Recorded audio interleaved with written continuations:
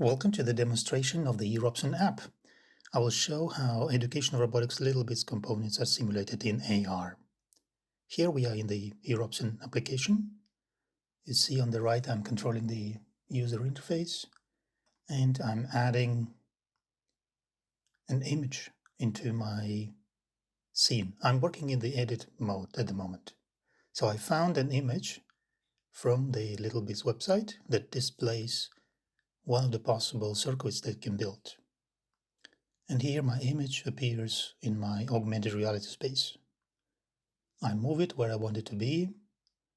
I scale it to make it a bit larger and I stick it to my wall. It shows me how to assemble a simple circuit that contains power, button and a fan bit. Okay, now I'm happy how it's positioned.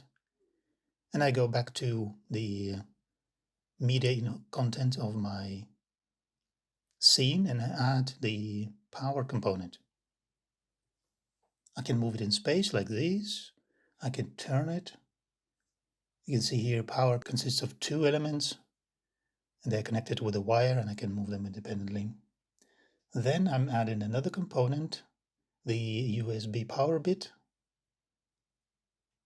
and I move it again to a bit closer to my power source and I snap it. You could also see there is a sound indicator and there is a visual green indicator that this component now has power. Let me go again to the list of possible components, to the eROBSON library, and I'm adding a button. It appears here on the right in my spawning point location, and then I can move it again a bit closer. You can see here that I can rotate the bits incorrectly and then they are not snapping and giving me an error sound indicator. And some of the components are interactive, like the button. You can see here I can tap on the button and it will be pressed down and then the green indicator will appear. I'm adding now the last component that I want to use in my circuit, which is the fan bit. I will move it a bit closer. You can see here again that it consists of two parts connected with a wire. I need to think a little bit how I want to connect it. Let's try like this. No, it doesn't work. And let me rotate it like that. And it snaps.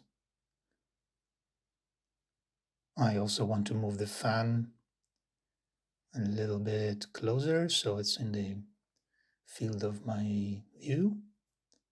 And as you can see, when I tap on the button, the fan starts to rotate. To recap, so I have four components.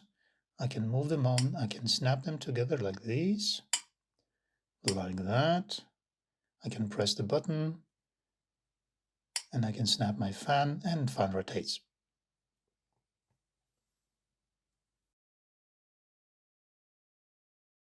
Let me now go back to the list of action steps in my activity, and I have been working in step number 1.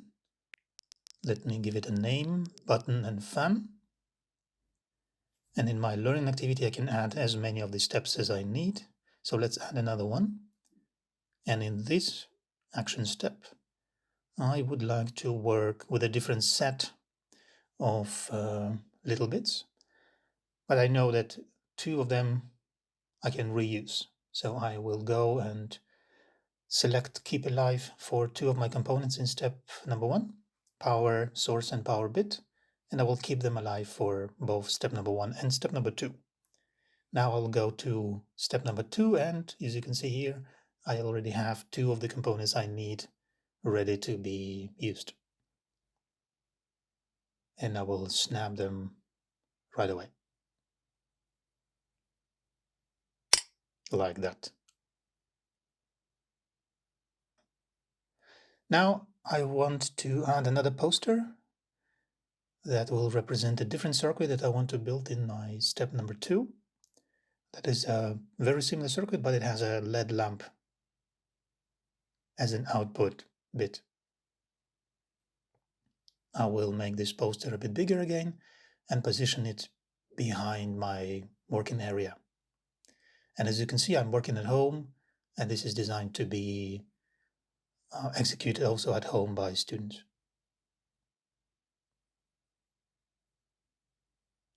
I want to make it a bit more compact, like this. And let's add other components. Let's add a button.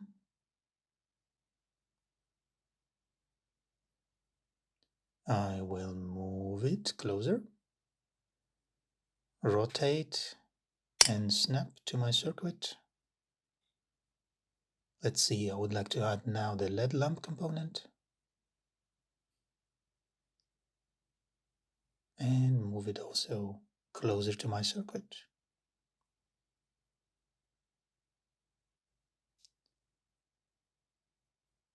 I will rotate it properly and check if it snaps. Yes, it does.